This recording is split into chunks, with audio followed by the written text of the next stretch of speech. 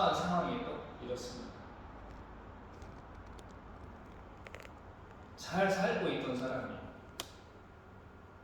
갑자기 자기의 모든 걸 버리고 가나안으로 이주를 한다고 합니다. 여기 본문에 보면 거기에는 친척도 있고 아브라함의 고향이라고 적혀 있어요.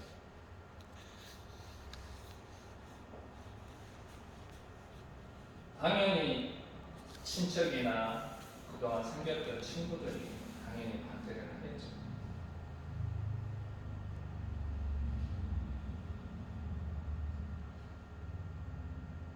그럼에도 아브라함은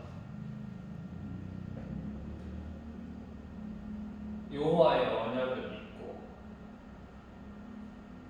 가나안으로 출발합니다.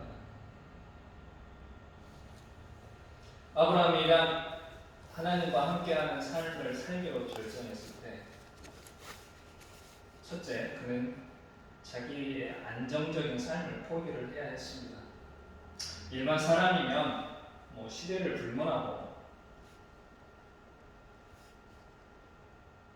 좋은 배우자를 만나서 자녀를 낳고 집을 장만해서 알콩달콩 정착해서 사는 것을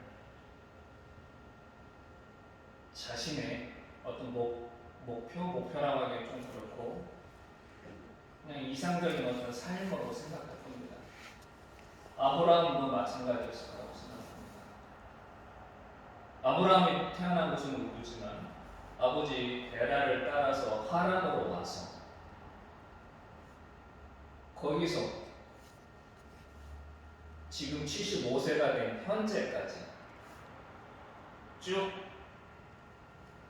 삶의 기반을 다지면서 살아왔습니다.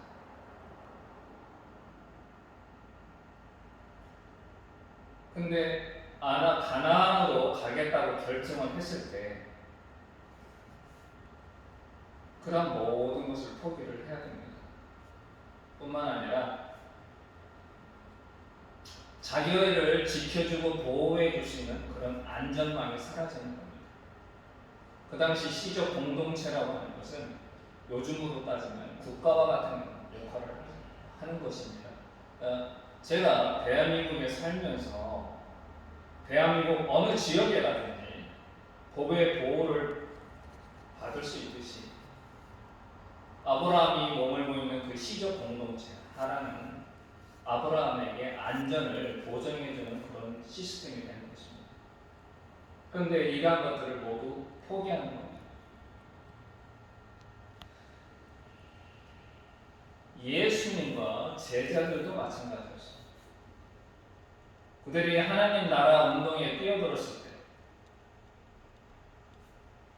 비록 풍족하게 살 수는 없지만 안정적인 어떤 생활을 영위할 수 있는 직업이 있었습니다. 예수께서는 목수였었고 제자들은 어부였습니다. 풍족한 생활을 영위할 수는 없었지만 그들은 그런 걸 버려야 했습니다. 그리고 그들이 하나님 나라 운동에 뛰어들었을 때 예수께서 점점 두각을 나타내고 예수에 대한 소문이 퍼졌을 때 늘 살해 위협에 시달렸습니다. 안전을 보장하지 못하는 거죠. 하나님 나라의 시민으로 산다는 것은 오늘날에도 결코 쉬운 일이 아닙니다.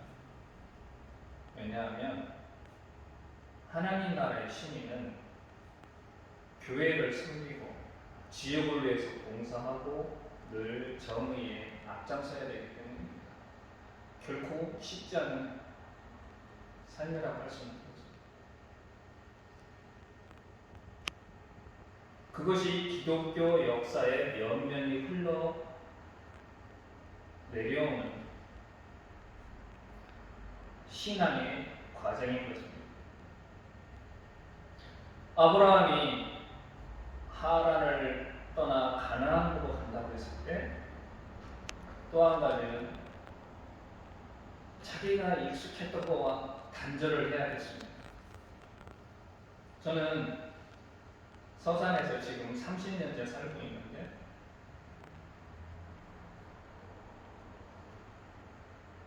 속된 말로 눈만 감아도 어디가 어딘지를 압니다. 그래서 서산에서 어디를 간다고 할 때 전혀 불안하지 않아요. 편안하죠. 간혹 요즘은 하도 이런저런 도로가 새로 생겨난 도로가 많아서 못 보던 도로가 생길 수도 있어요. 그래도 불안하지 않습니다. 아주 편안합니다. 익숙함이란 바로 그런 편안한 거죠.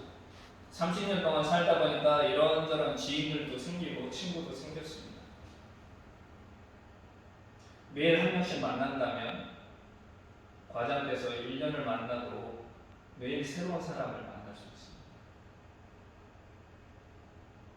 아브라함도 마찬가지였겠죠. 하란이라고 하는 것은 그에게 너무나 편안한 것이었습니다. 제 나이는 이제 57이 되는데 그 사람은 아브라함 75세까지 몇십 년 하란이라는 곳에서 살았습니다.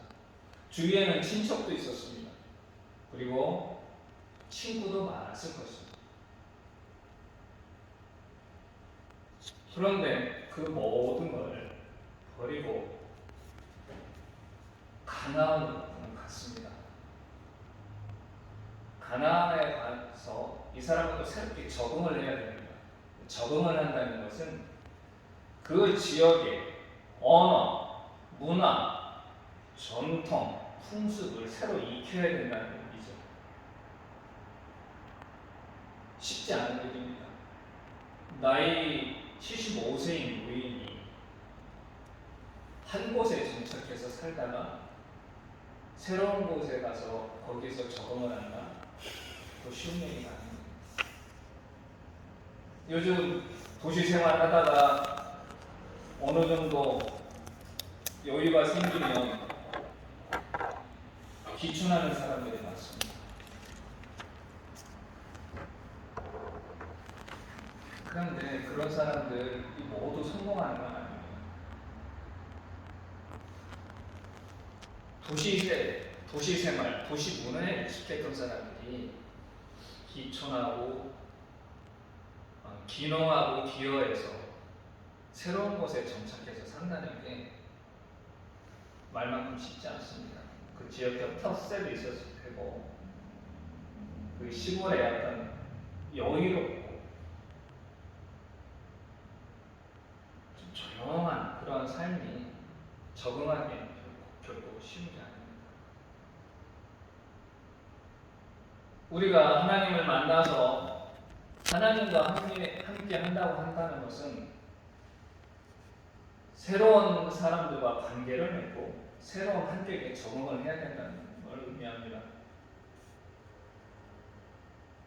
그동안 사회에서 만났던 사람들이 아닌 하나님을 자기 삶의 주인으로 삼는 사람들과 관계를 맺고 또 교회라고 하는 새로운 공동체의 문화와 전통과 가치관을 새로 익혀야 되는 것이죠.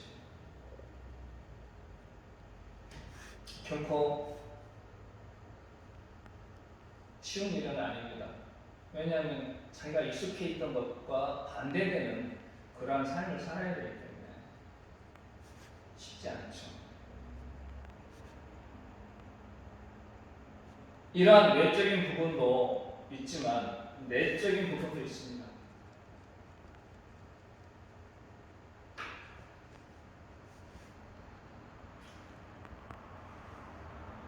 그동안 자기가 익숙해 있던 이데올로기에서 벗어나야 됩니다. 여기서 말한 이데올로기라고 하는 것은 그 당대의 문화, 어떤 주류적인 사고를 의미합니다.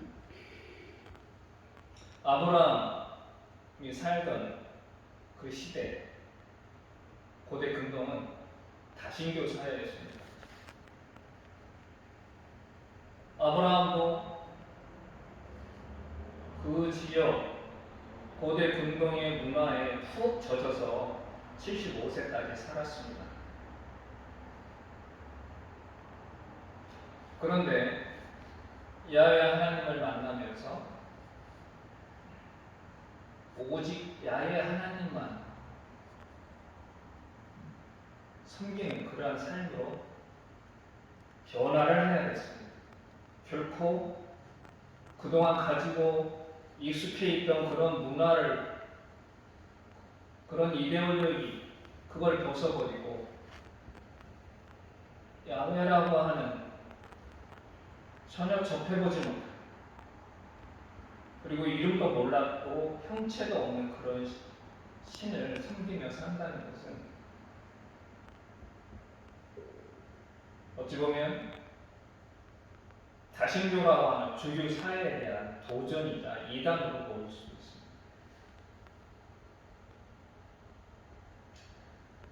예수 시대 예수님이 살던 팔레스타인, 그 지역의 유대인들은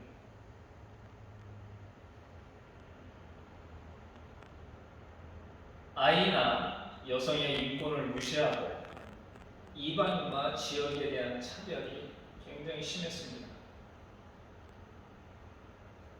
랍비들도 그렇게 가르쳤어요. 그걸 당연시하고 살았습니다. 그러나 예수는 어땠습니까? 아이들이 당신한테 다가왔을 때 그들을 축복해주고 주위 사람들한테 하늘나라에 들어갈 수 있는 자격이 뭐냐? 바로 이 어린아이와 같아야 된다고 말씀하셨어요. 그리고 간음 현장에서 잡혔던 여인이 잡혀왔습니다.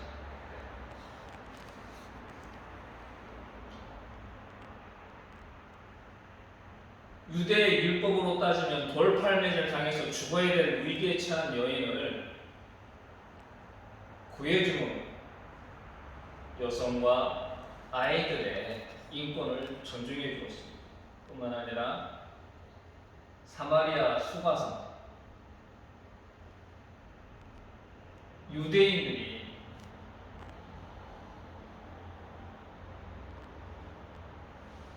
갈릴리 지역에서 예루살렘으로 가려면 굳이 거쳐야 될 그곳을 비껴갈 정도로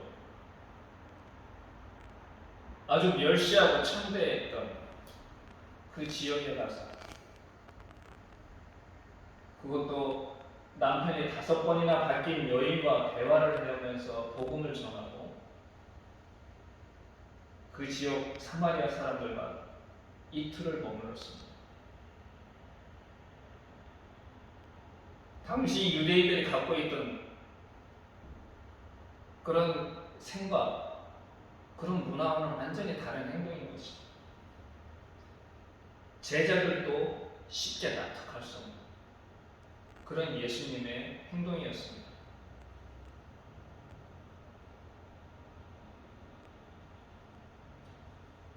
기독교는 늘 이런 세상적인 가치관과 부딪힙니다.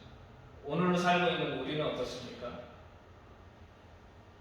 좀 더 많은 부를 축적하고 명예를 획득하고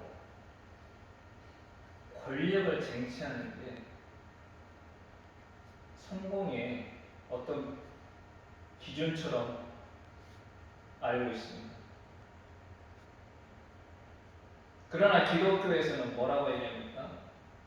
부를 축적하는 것보다는 가난하고 어려운 이웃들과 나누고 소외받고 차별당하는 사람들과 함께하고 경쟁을 통한 승리보다는 공존을 통한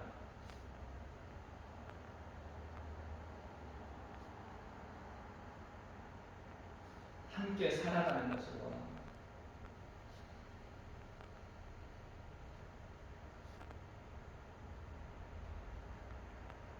기독교가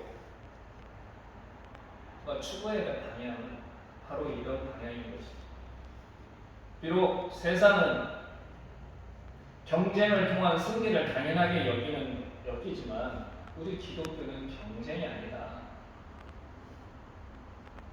개인의 어떤 성공이나 출세보다는 공동체가 함께 행복하고 잘 살아가는 길을 모색하는 것, 이게 바로 기독교가 바로 나아갈 방향이다. 기독교 역사가 증명해 주는 것입니다. 결국 기독교는 늘 그 시대에 이단하고 살아갈 수밖에 없는 겁니다. 또 하나, 아브라함이 가나안으로 가면서 여러 가지 낯선 상황과 마주쳐야 되는데 우리의 신앙, 그러한 낯선과 마주할 수 있는 용기가 필요합니다. 여기서 낯섦이라고 하는 것은 우리의 믿음을 흔드는 도전 혹은 시험을 말하는 것입니다. 아브라함은 가나안이라고 하는 새로운 지역에 가서 살아야 되는데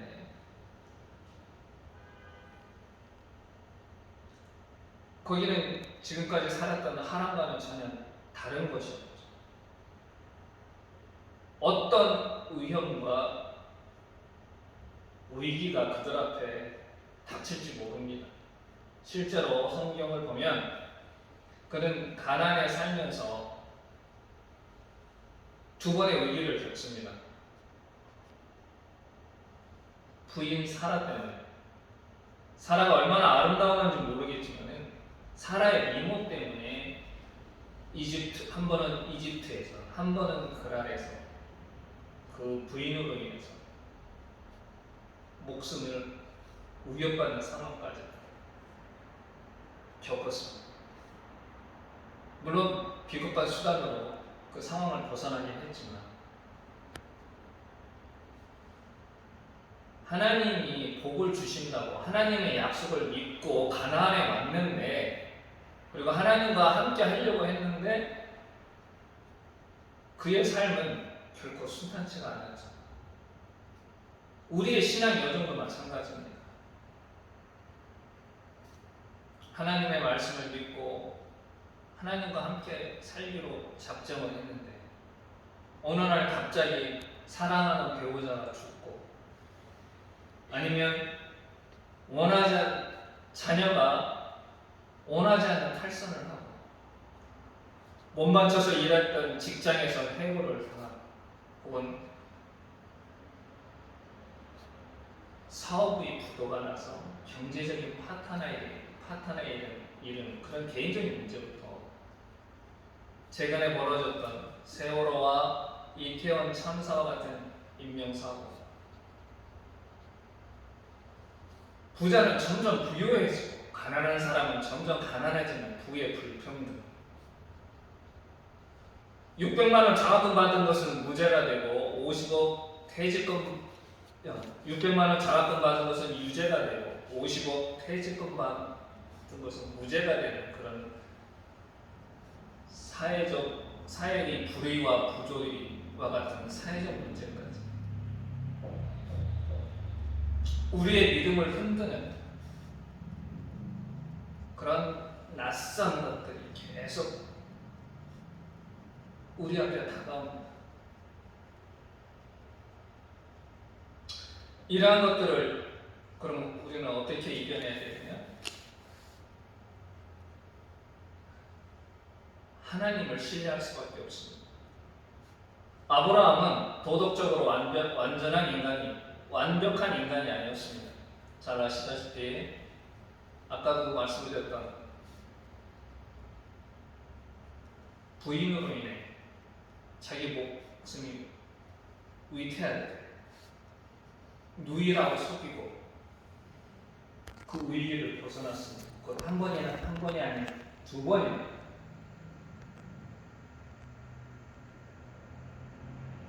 결코 도덕적으로 완전한 인간이라고 할 수 없습니다.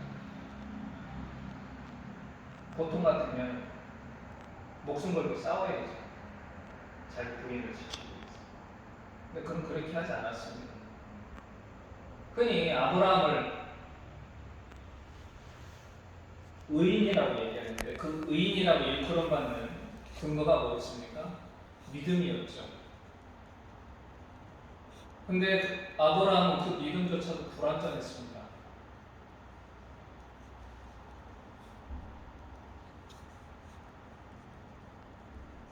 이스마엘 사건이 그 대표적인 거죠. 분명히 사라를 통해서 자녀를 준다고 얘기를 했는데도 불구하고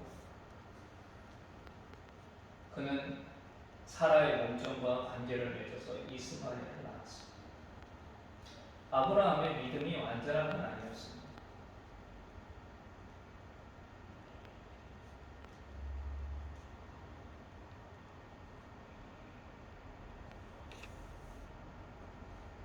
그가 의인이라고 칭함받을 수 있었던 것은 믿음이 완전해서 그런 게 아니라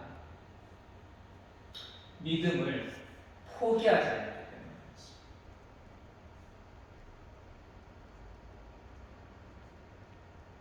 사랑하는 조카 롯이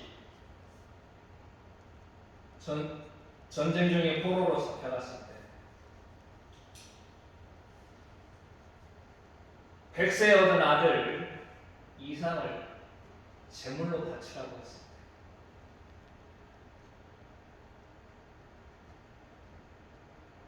누가 봐도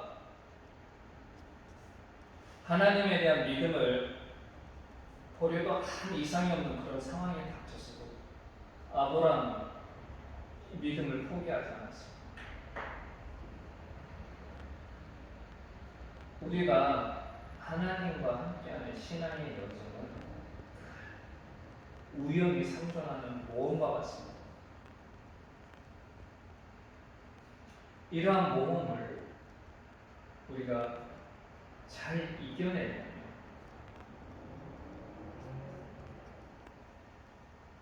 그리고 승리하려면 꺾이지 않는 믿음, 결코 포기하지 않는 믿음. 저는 오늘 예배에 참석한 저와 여러분 모두가 어떤 어려움에 닥치되 세상이 우리에게 어떤 도전을 해와도 포기하지 않고 꺾이지 않는 믿음을 가지고 늘 하나님과 함께 살아가기를 간절히 기원하겠습니다. 기도하겠습니다. 하나님, 어렵고 힘든 세상 속에서도 저희가 주님께 의지하며 살아갈 수 있도록 믿음을 주시니 감사합니다. 어떤 어려움과 위험이 우리 앞에 닥칠지 모릅니다. 주님이 아브라함과 함께 하셨던 것처럼 저희와 함께 하시고 저희들의 믿음이 결코 꺾이지 않고 포기하지 않는 그런 믿음이 될 수 있도록 성령께서 늘 함께 하시고 인도하여 주시옵소서. 예수님의 이름으로 기도드립니다. 아멘.